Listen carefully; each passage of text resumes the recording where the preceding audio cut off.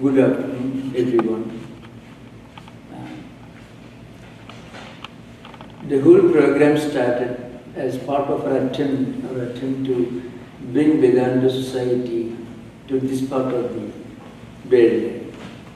So Vivekananda came to this part of the country and worked hard and gave many lectures. And the Vedanta Society of Northern California, San Francisco, started in 1900, registered as a body, and it continues its work through the last 118 years. So, as already mentioned earlier, I will try to give a brief analysis of Jnana Yoga as expounded in the Bhagavad Gita. Bhagavad Gita is a unique text, and it is considered to be the most profound commentary on Vedas. Those of you who are familiar with Sanskrit language may know that there are quite a few commentaries on the Vedas, but this is the first and the most profound philosophical exposition of Vedic philosophy and Vedic way of life. That's how Shankaracharya himself describes his own work. He happens to be the first and till now the most profound and popular commentary on the Bhagavad Gita. Samastha Vedartha Sangraha Bhudam Durvikneyartham. This is how Shankaracharya describes this. So, Samastha Vedartha Sara Sangraha Bhudam Durvikneyartham. Bhagavad Gita is the condensed form of all the philosophical and ethical ideas of the entire Vedic literature, Vedantic literature. Now, in the Vedas, you find two approaches to human life based on two types of human temperaments. You can find everywhere in this Bay Area, even in the audience, you find two types of human temperaments. There are those who are more of an intellectual turn of mind, and of course, majority of them may be more interested in going to a temple or going to their own place of worship in their homes and do some rituals, prayer, without taking much interest in the underlying philosophical or spiritual implications of these rituals. So there are two temperaments you find. These two temperaments, in a way, shaped human civilization. And India's glory was Vedic tradition, which is the basis of India's civilization, divides these two human temperaments into two different streams of human culture, human responses to life, human attitudes. It's called pravritti and nivritti. So, again, it is the glory of Shankaracharya that he was the first great philosopher who clearly made this statement in his commentary. Dividho hi vedokto dharmaha pravritti lakshana nivritti lakshanasya jagataha sthiti karanam. Now, the last part of this Sanskrit sentence is jagataha sthiti karanam. Sthiti means being stable, being well established.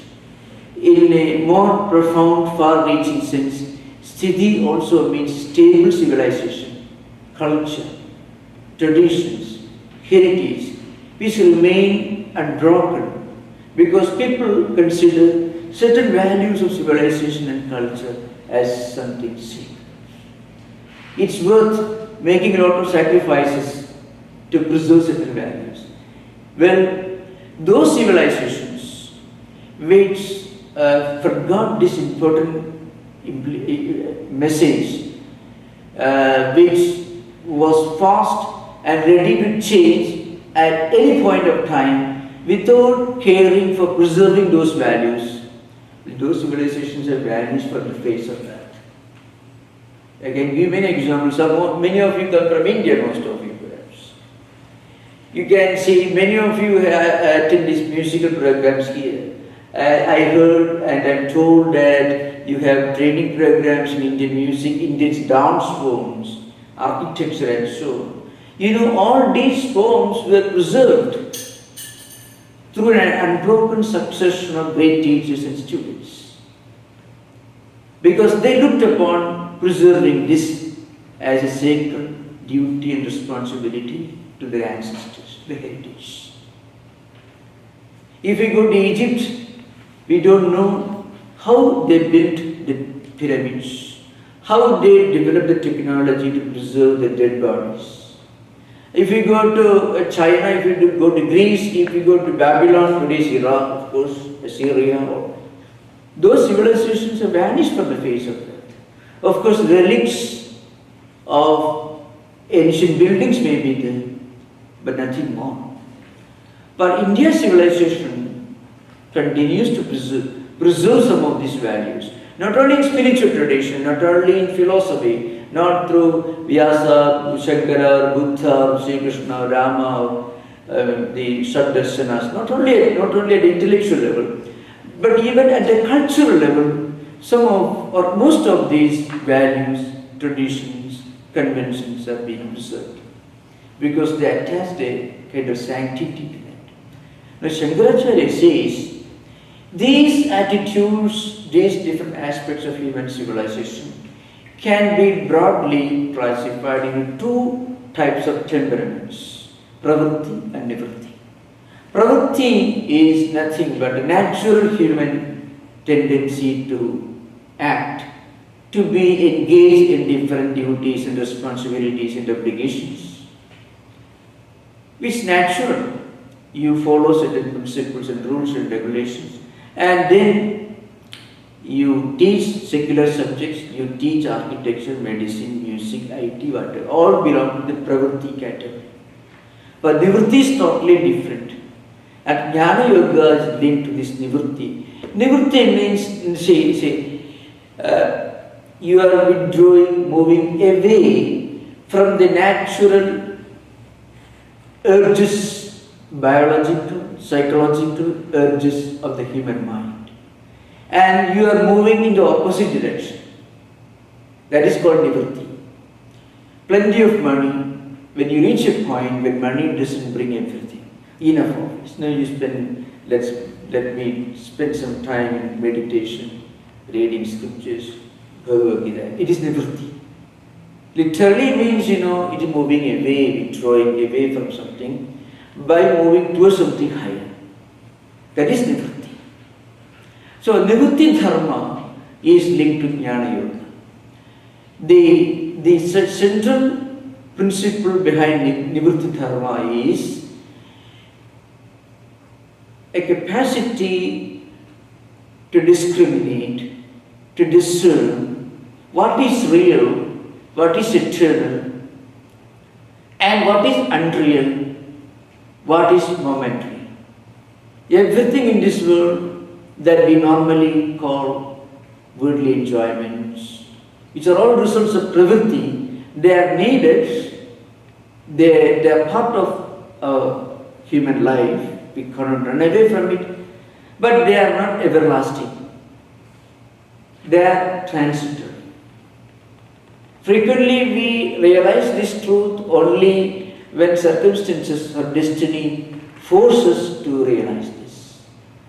But the intelligent person realizes the transitoriness, the momentariness of all worldly achievements and look for something transcendental. When you start looking for something transcendental, you are turning to nivritti. It doesn't mean that you neglect your duties and responsibilities. Dharma is the central regulating principle. Artha and Kama are the natural means and goals in the ordinary human life perspective. But beyond that, there is a higher perspective. There is a higher goal, moksha. What lies beyond?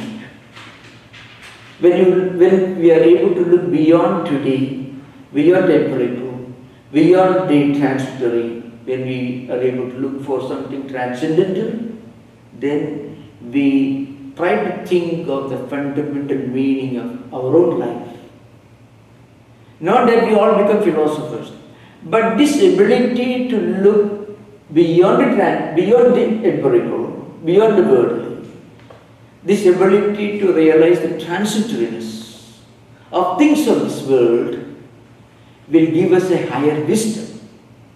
It enables us to handle the normal demands and obligations of worldly life in a much more intelligent manner. Now, I shall begin this discussion with from the Bhagavad Gita. It comes somewhere, you find in the second chapter, Lord Krishna makes a very profound statement. The statement is this: Dehinosmin yatha dekhe kaumaram yavanam jara tatha dehantar praptihi dhirastatranam muhyati. From a technical point of view, this is the real beginning of the discussion of Jnana Yoga in the Bhagavad Gita. You know, it comes in the second chapter. It's called Sankhya Yoga. Sankhya Yoga deals with all the three yogas: Karma Yoga, Bhakti Yoga, and also Jnana Yoga. But Sankhya here has nothing to do with Sankhya philosophy. Rather, it deals with the ultimate Jnanam. See, Sankhyayate, Yabhyate, and Anaya iti. So, something from which you realize, you understand the supreme truth, that is Sankhya is called. So, at the beginning of the second chapter, Lord Krishna tries to correct Arjuna in forceful language. You should not run away from your duties and responsibilities. You should do your duty, your work. But then Arjuna was in total confusion. You know, Arjuna, in a way, little bit of Arjuna you find in all of us. The reason why Lord Krishna chose Arjuna for the discussion was, Arjuna was a very active person, ready to learn and ready to implement what he learned. So Krishna chose him. So Shankaracharya's commentary tells you that Arjuna's problem was not laziness, Arjuna's problem was ignorance. And ignorance was a problem that could be solved only by bringing knowledge. So the first purpose of Lord Krishna was to convince Arjuna that you are something other than the psychophysical mechanism. Behind the mind, behind the intellect, behind the psychophysical mechanism, there is something higher in you, that is inherent in you, that is all-pervading, that is Atma. So Lord Krishna says, Dekhinosmi yatha dekhi kaumaram yavanam jara tatha dehantar praptihi dhirastatranam muhyati. In this body, we have all this mind, senses and so on. This body changes. This body goes through the changes. Changes means birth, life and all the changes related to life and death. It is natural. But there is something in you that doesn't change. That unchanging reality is Atman. That's your true nature. This is the central teaching of Jnana Yoga. We are not these bodies. We are not even the mind. We are not even the senses. Because these things change. And anything that changes cannot be absolutely real or everlasting. The unchanging reality is beyond the body, beyond the mind and beyond the intellect. So he said, Asmin Deki Kaumaram Yavanam Jara, etc. In this body, birth, life, growth, decay, death, all these, Jayade, Asti, Vardhate, Viparinamade, Abhakshyede, Vinasya. These are the 6 changes which are technically mentioned in the Yaska's commentary. It goes on changing. But behind these changing phenomena, there is an unchanging reality. And that unchanging reality is Atman. It is within you and it is everywhere. So the immanence, that is it is the indweller, and the omnipresence, the all-pervading nature of this Atman. This is taught to Arjuna. And this is the central structure of Krishna's teaching of Jnana Yoga. So I shall try to take a few verses from the text and explain this.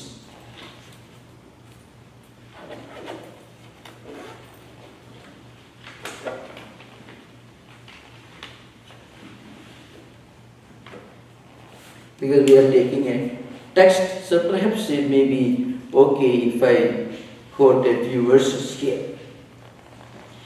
Now, one very important characteristics of this is Nasado vidyate bhavo na abhavo vidyate sataha ubhayoravi dushtvatagastu anayogo tattva darshibhi. It comes to the 13th verse. So the meaning is asataha bhavaha na vidyate. Now this will take us to the analysis of reality in Vedanta and Jnana Yoga. If you look at the Vedanta philosophy, you have to think of 4 stages or 4 levels of reality.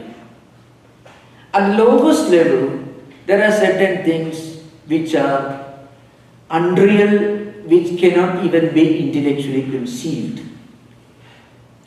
So Vedanta text gives some example for Gantyaputra, Sasavishala, and so on. These are old stock examples. Like the horn of a hare. So, Gandharva Nagara, you be children looking at the sky in the evening, may imagine there is a big city and all that. So fine. These are all examples given in the ancient Vedanta, Shankaracharya's Bhashyas, and also elsewhere.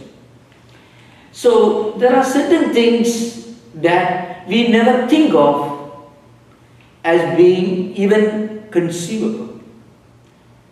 This is the lowest level.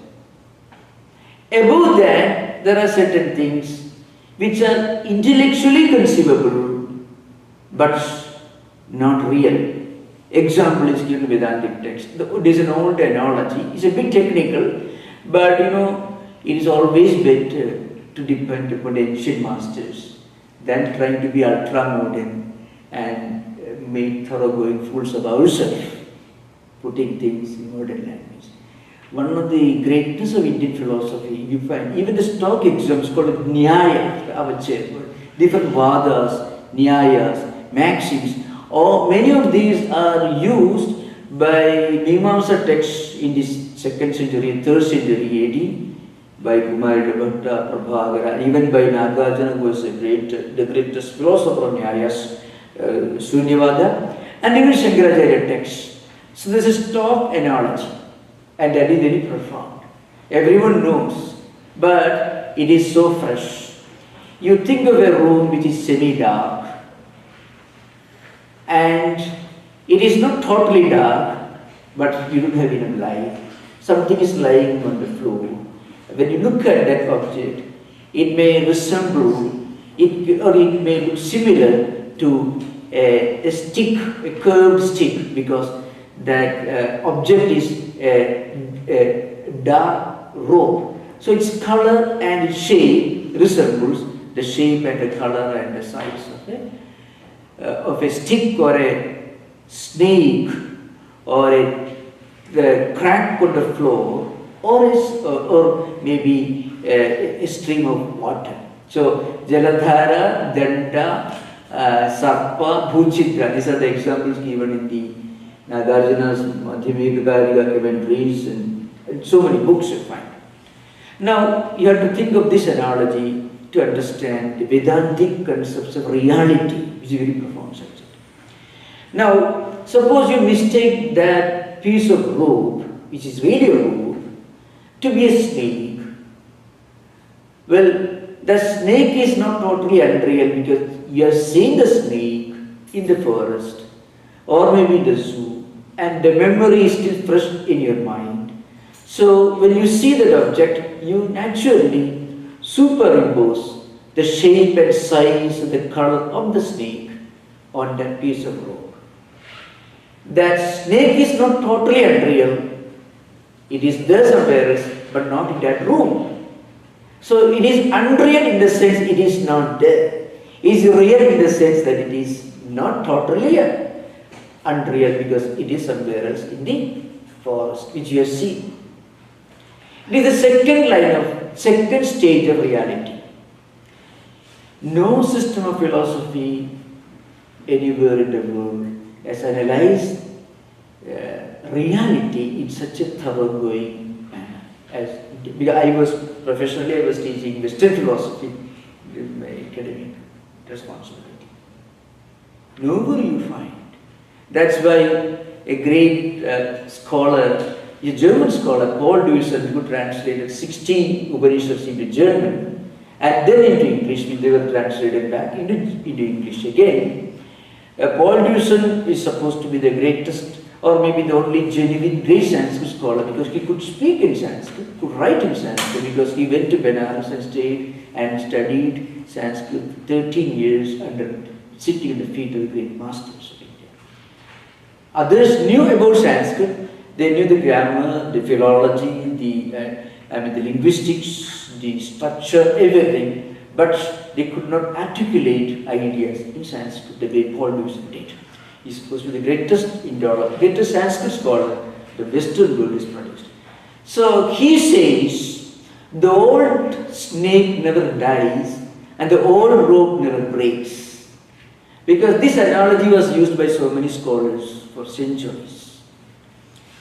So, the third stage of reality is, well, you mistake that rope for a snake, and actually the rope is a reality, is absolute reality in comparison to the snake, but even that rope is not everlasting. You can burn it, it becomes something else, it changes. Anything that changes cannot be everlasting in the absolute sense of the term. It is real only in the relative sense. Now Vedanta tells you, that's the greatest contribution of Vedanta to the world, that this world in which we live,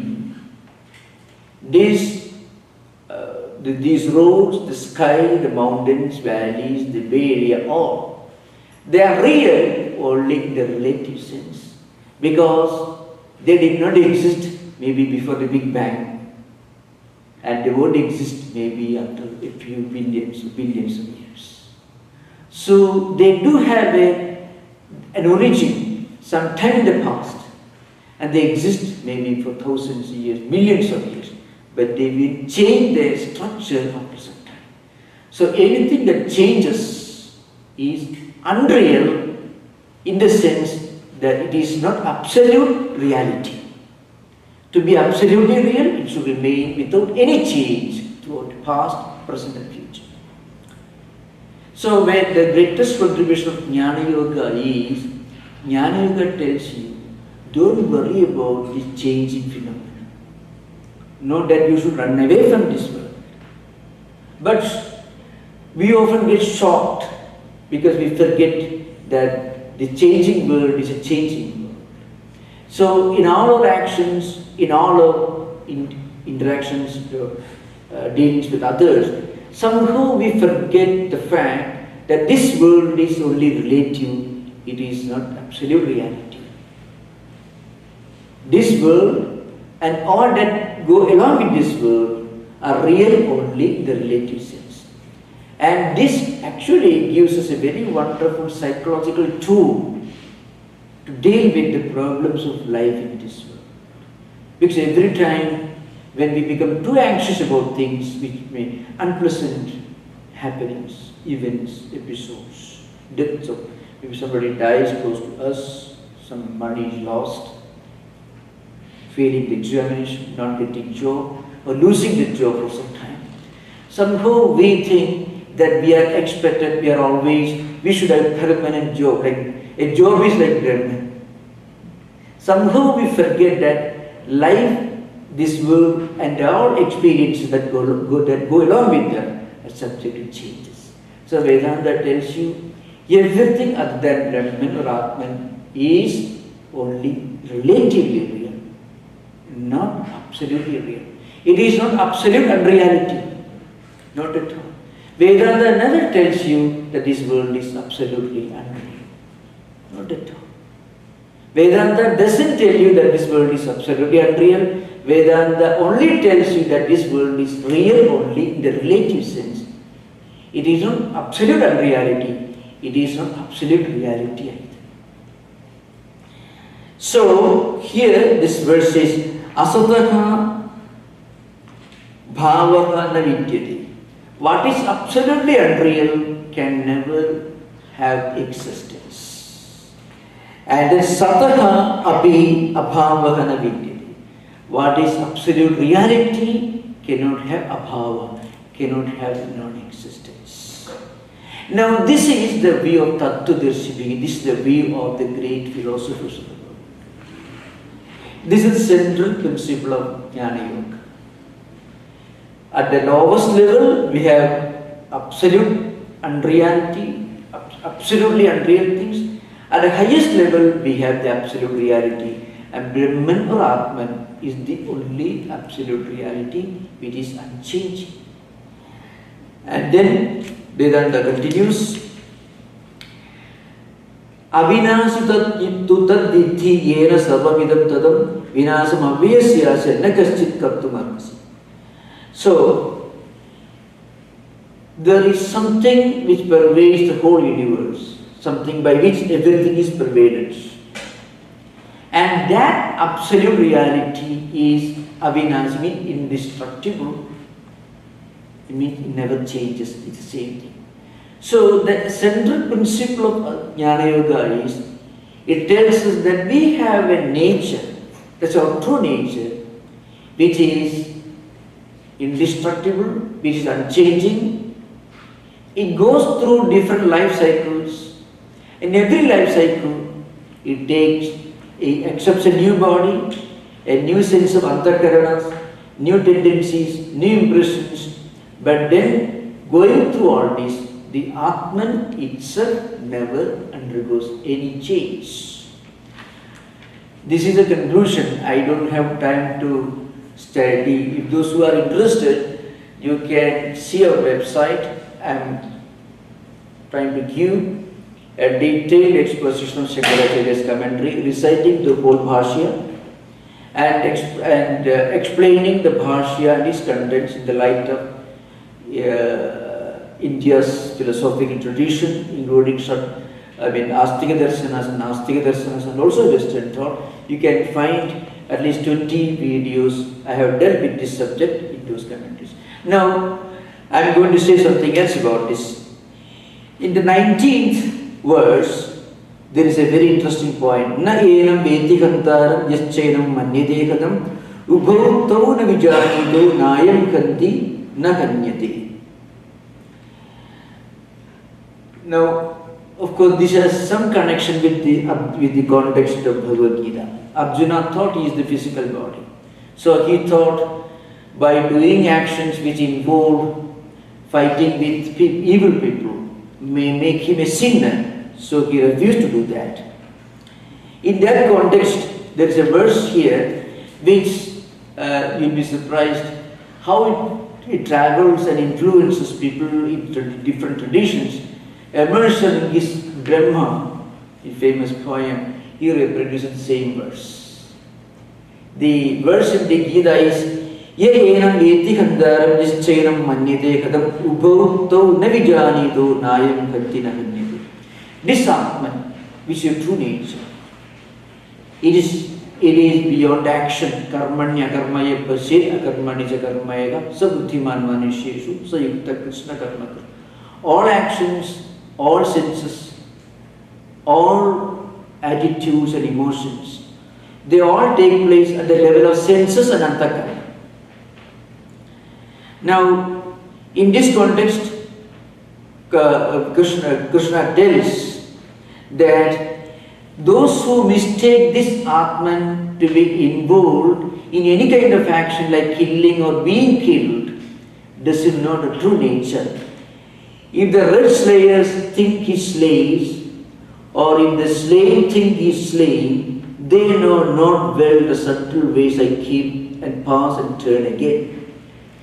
So, the only addition that Emerson has to add is, instead of Hanta is the word used in Sanskrit, Emerson calls it red slayer.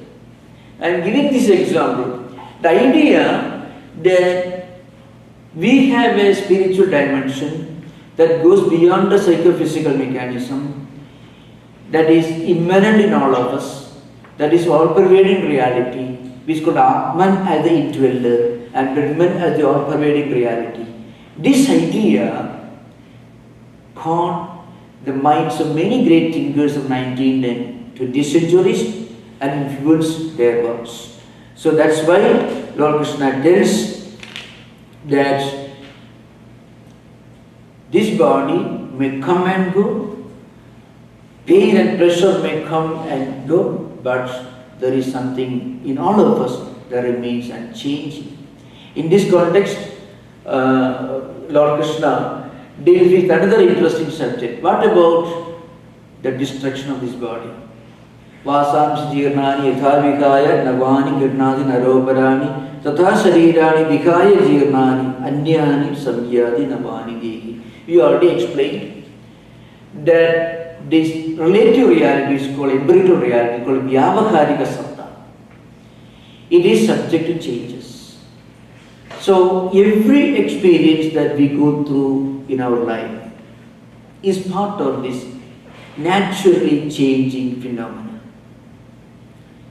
including death. So according to Bhagavad Gita, even death and rebirth is like throwing away an old cloth, a torn cloth, and wearing a new cloth, a fresh cloth.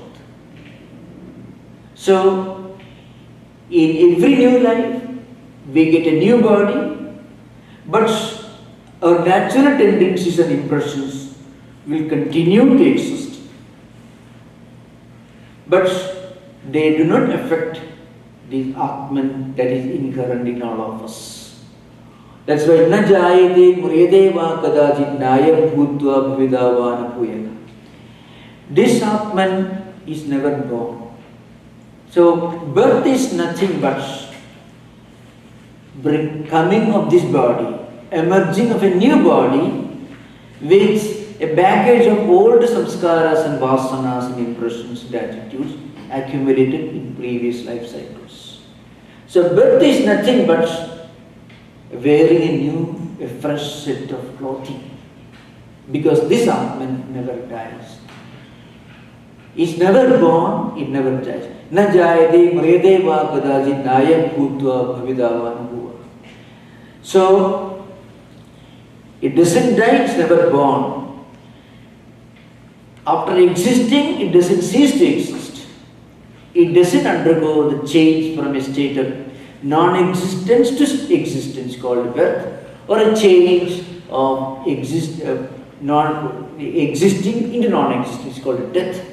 It remains the same. Ajo nitya shashudoyam purano na kanyade kanyamane shariri.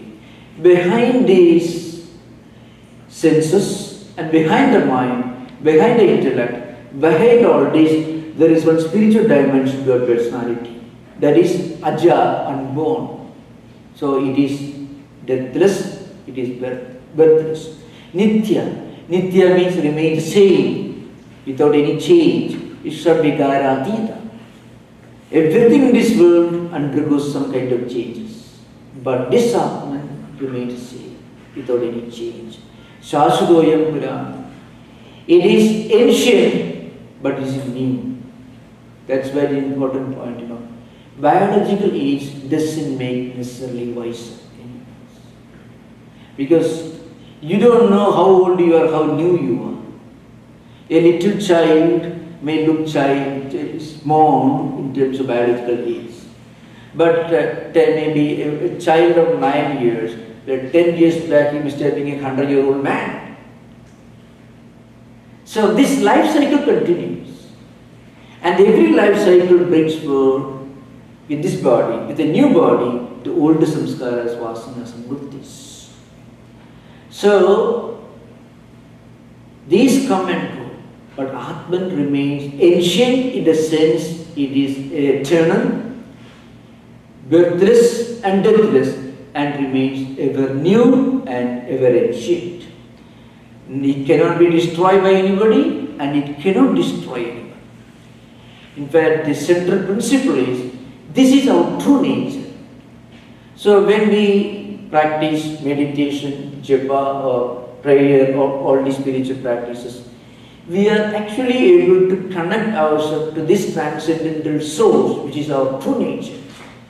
Every attempt to meditate, even intellectually, when we connect with these ideas by reading or listening, we are actually connecting ourselves to this great link, spiritual link, that helps us to remind ourselves of our true nature, that we are the Atman, we are the deathless, ageless, everlasting, unchanging reality, which is present in all of us and which is all pervading. Once we realize this at the subjective level, it becomes a great source of relief, because every time when a problem arises in the world, when we become anxious, when we become shocked, is because we may know intellectually, but somehow at that point we think everything should be present.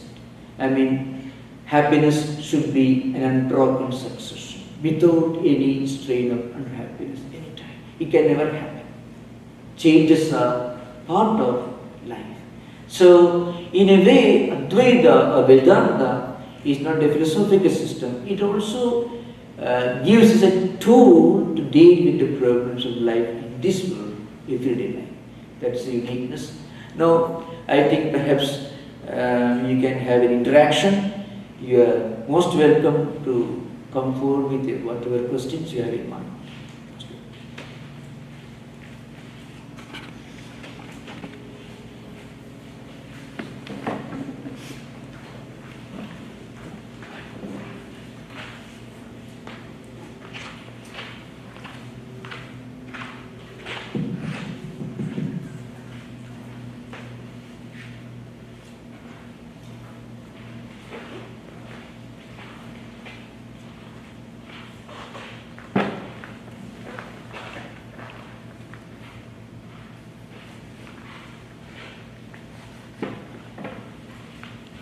Maybe I'll ask you a question. Can you talk a little bit about Maya in the context of the various realities and the projecting power of Maya? Yeah. The word Maya itself explains what it is, what it implies.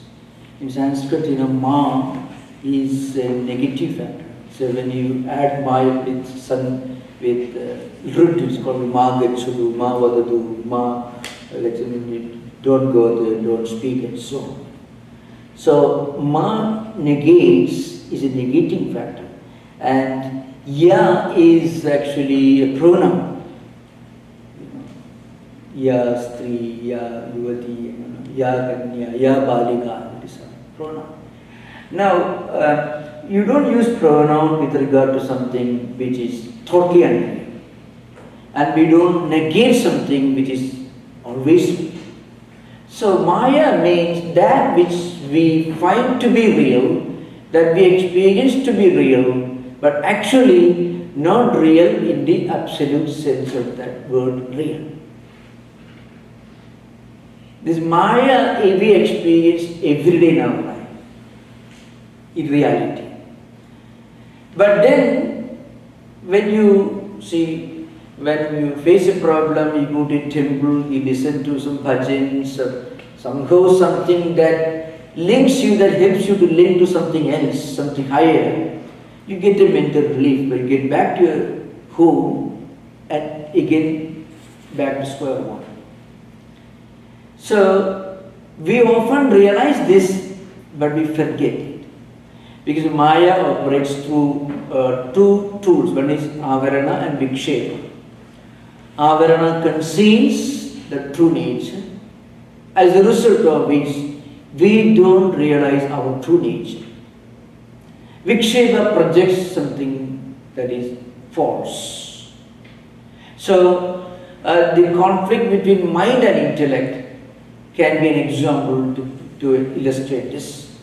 There are many wonderful things that people want to do, sincerely trying to do, wanting to do. But their mind won't bring them, won't allow them to do that. So, when you actually try to do something, your mind creates an invisible block, a mental block. And we try to justify our inaction by finding some excuse or other, because mind doesn't permit us to do. So, Maya is nothing but relativity. At the philosophical level, you can say it is time-space causation framework. It is a frame consisting of time, space and causation. And at the ordinary human life context, it is something that manifests in the form of a conflict between what we want to do, what we are convinced that we should do, and what our mind permits us to do, what we end up doing. So, on the one hand, it conceals, it hides our true nature. Every day, every moment, this whole world, in a way, can teach us its own empirical transitory nature, if we are wise enough. At the same time, it doesn't happen. People normally get caught by the worldly things because they think these worldly objects are the absolute realities. So Maya is nothing but relativity. Maya is not illusion. Maya is not unreality. Maya is not totally unreal. Maya is something that we experience to be real. We are part of it. But when we realize, when we realize the reality of Brahman, we realize, then Maya is gone. That's why another word, Maya, in another context called avidya. So avidya, adhyasa, Maya, mithya, these four terms are used in Vedanta context. And in a general way, they mean the same, they are linked, but in different philosophical context, there is a little difference. The same Maya operates as mithya. Mithya is again relativity. World is mithya in the sense, world is not absolutely real. It changes.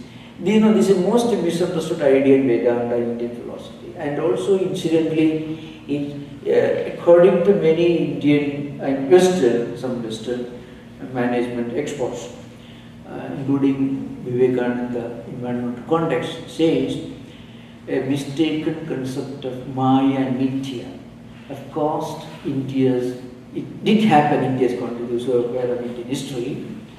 India's economic growth rate was low for many years, till about 40 years back.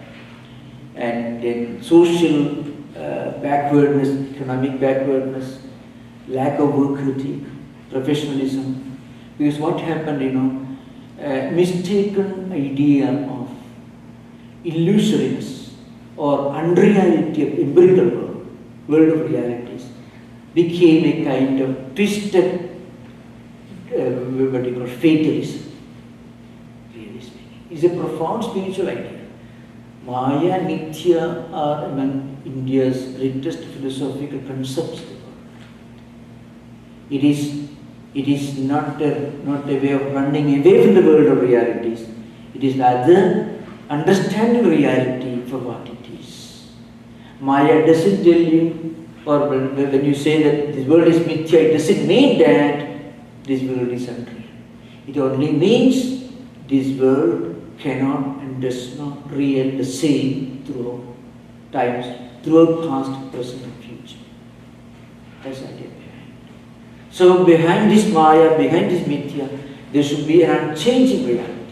Because a changing phenomena cannot be logically explained without the background of an unchanging reality.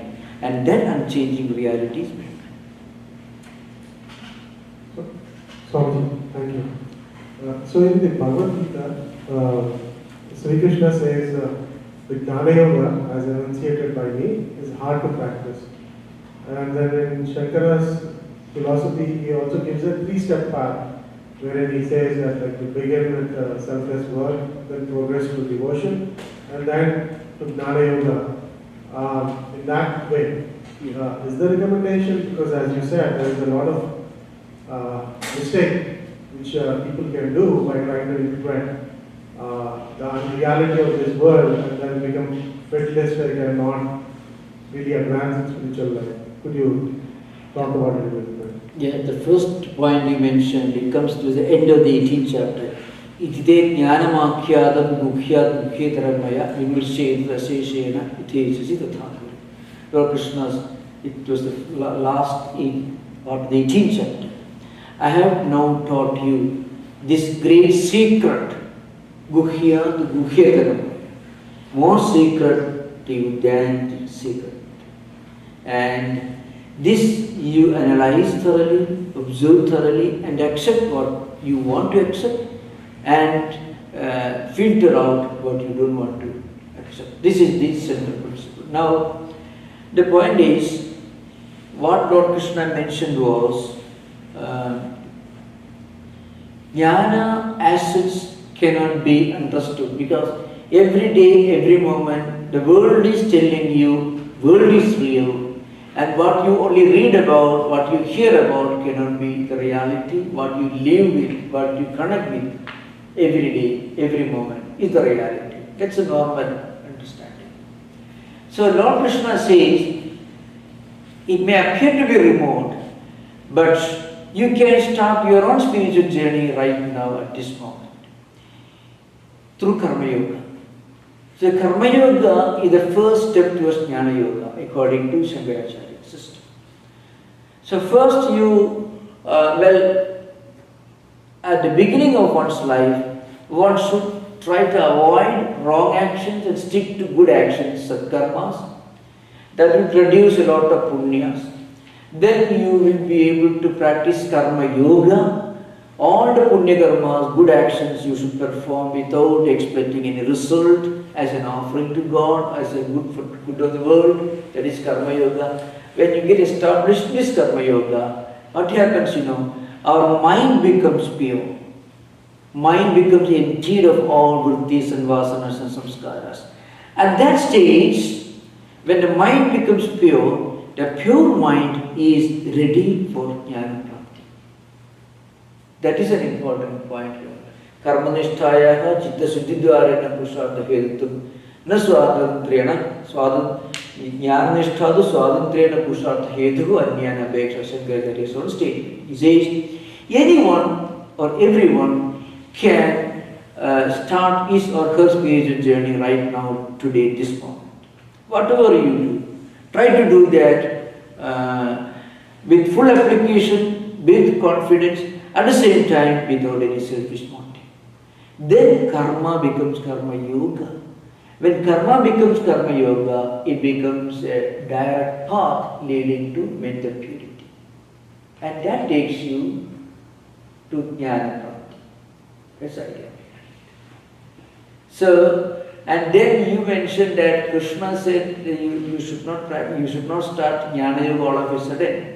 That's what you mentioned in the beginning. The path of Jnana It's difficult. is difficult. Yet what Lord Krishna says is, so he says, Na buddhi vedam janayed ajnanam karma sangina. That's a statement.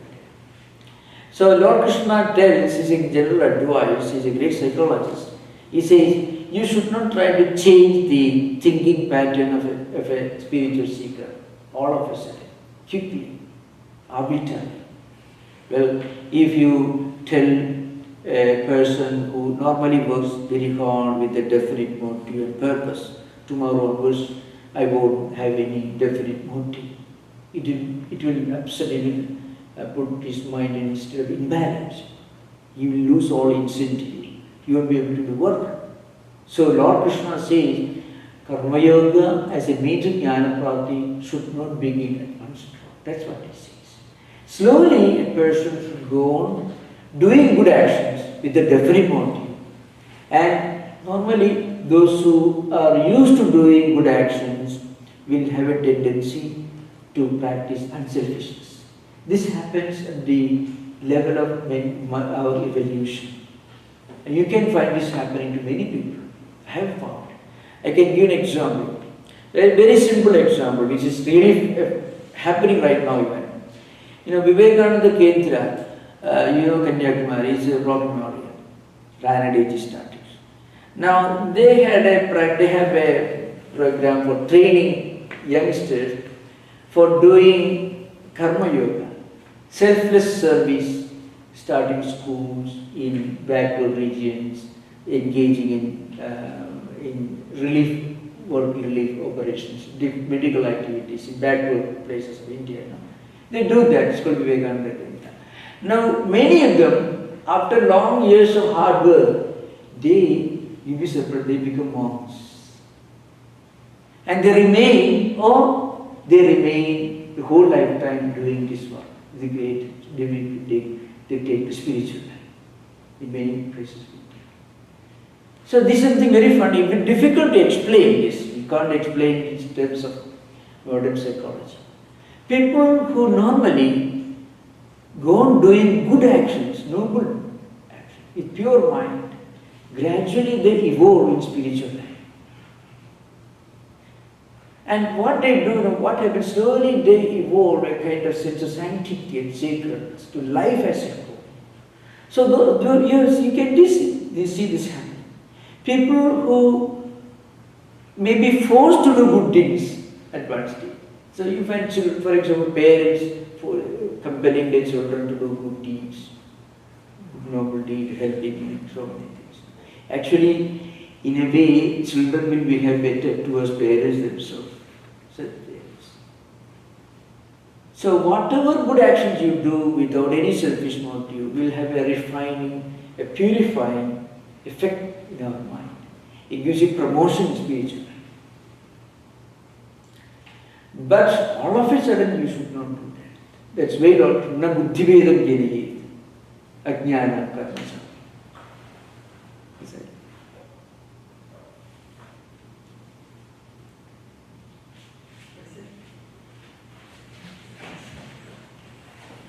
What do these books and scriptures actually say happens to your soul once you die?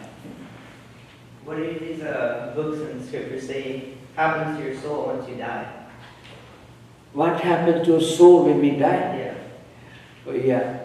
The soul, Atman, never dies. It is indestructible. It is deathless. It remains the same. Then you may ask the question, what if we don't see that? We don't see, when body is gone, we don't see anything. That is true.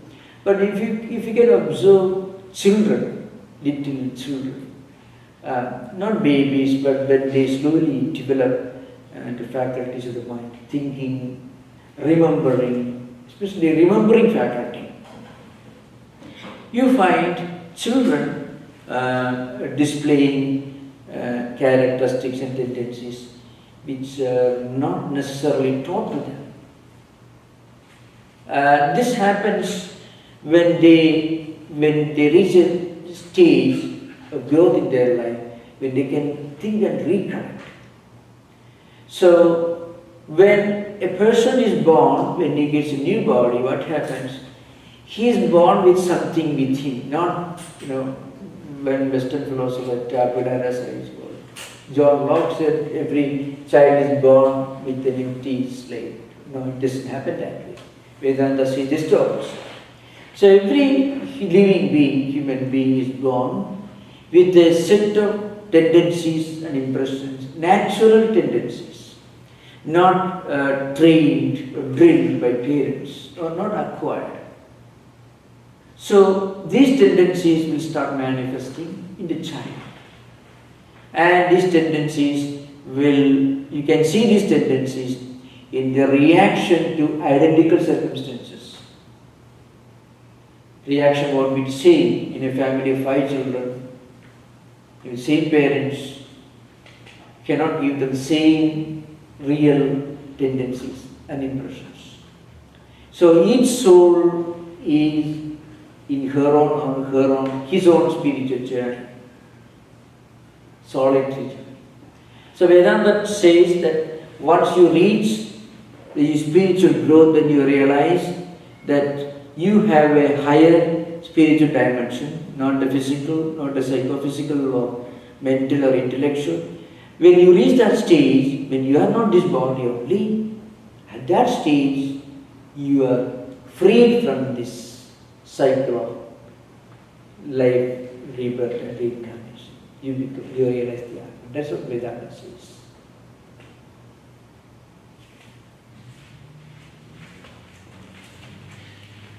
Thank you, Swamiji. I want to know, what does Krishna specifically say about worry and anxiety in the Bhagavad Gita? Worry and anxiety, yeah. There are 2 statements there. One is, Saktaha karmanya vidvamso yatha kurvanti bharata kriya vidvam tatha asaktaha chikishu dharmasamra yogastha kuri karmani sangam tekka dhananjaya siddhya siddhyo samabhuta samantav yogochi. These are 2 important verses related to this. First one is, if you can, well, in put simple line, if one can work with great dedication, application, concentration, efficiency, at the same time, the natural anxiety that accompanies this efficiency. This is the idea. Now, how to attain this, we will explain this. So, the verse which I quoted just now tells you, those who are attached to whatever they do, they work with great enthusiasm, great efficiency, great application. But then worrying all the time, anxious all the time about the results. Well, you cannot stop doing things. At the same time, the highest level of efficiency doesn't guarantee happiness or joy. So, Lord Krishna says, a yogi, rather a wise person, so to speak, should be able to do work with the same level of efficiency, with the same level of effectiveness, but without attachment. For that, the remedy given is in the 2nd chapter, Yogastha Kuri Karmani. Yogastha means, Yogesthitaha means somebody is establishing yoga, yoga buddho, sthita. How to do that? It is in a way, in one, I think from one point of view, it is very simple. We know very well that anxiety doesn't improve your efficiency. Anxiety doesn't improve the result. Anxiety, of course, they say some kinds of anxiety will produce certain hormones and will give you more nervous energy, but it will be followed by fatigue automatically. Medicated, whether with the help of medicine or not, when you get angry, you become more excited. And that will release a lot of hormones, and that may give you more energy, nervous energy, but it will be invariably followed by fatigue. No doubt. And then it goes down. The work level goes down. So the point is, first of all, we know the anxiety doesn't solve the problem. It doesn't answer any questions. So then why should we be anxious? And again, that's one way.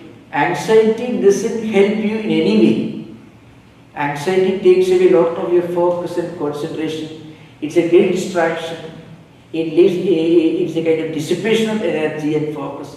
And when the mind is fragmented by anxiety, the effectiveness of work, quality of work will go down. Naturally, the result also will go down. Once we realize this, that's one way for us to check the level of anxiety. Second point is, whatever you do, I tell you, there is one thing interesting. Whatever you do, no action in the world can be perfect. It is a psychological truth, it is a philosophical truth, and it's an everyday experience. Even a work that you consider to be 100% success, and you are very happy and contented, but that successful result will not be everlasting. Maybe after some time, the amount of happiness it gives you will go down. So an action to be perfect is not all round perfection. There is always some problem with action. Any kind of karma will be, by its very nature, deficient in one respect or other. So why worry about, why be anxious about it? So do your best with full focus. It doesn't mean negligence. So karma yoga should never degenerate into any kind of negligence. That's why I tell you, one of India's prime ministers, because I still remember Mrs. Gandhi, she mentioned one interesting point. Indians learned Nishkarma Karma, not Nishkama Karma. Nishkama Karma means you do your work with a great efficiency without any selfish desire. Nishkarma Karma means have plenty of desires and no action, nothing, sleep, laziness. So Mrs. Gandhi, she was a great person. Apart from political views or controversies, she was a very effective leader. There are many things which may not be fully agreeable, which I leave that point for you to decide. So the point is, what she said was, she was the one who was inspired by Vivekananda and used to listen to Swami Ranganathan's lectures regularly in Delhi Ramakrishna. She was highly inspired by Vivekananda as a young student. So she said, Indians learned Nishkarma Karma instead of Nishkama Karma. So karma yoga should not be mistaken to be negligence or indifference or just let it be, everything will be okay. Not that kind of attitude. It's the opposite of it. If you can combine the efficiency and all that you find in many perfectionist nations, and at the same time, the attitude of a yogi, a detached mind. That element of detachment, it reduces anxiety. So attachment need not necessarily be accompanied by extreme anxiety and worry. Not be parents who worry so much about the children. Children don't, they become bored and they become so much of control. They react oppositely. So what happens? A degree of detachment. Detachment, remember, it should not be understood in the normal context in which it is interpreted here. Because where family relations are collapsing, you should not talk about detachment.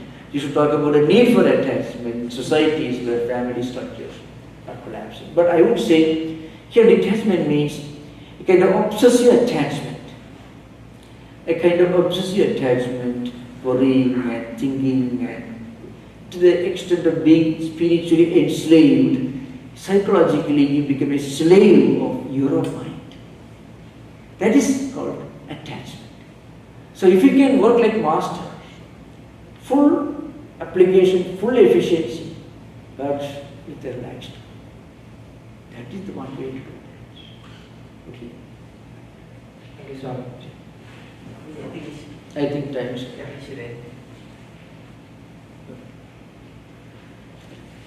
Om Shanti Shanti Shanti Hari Om Tat Sat Sri Ram Krishna Prasthana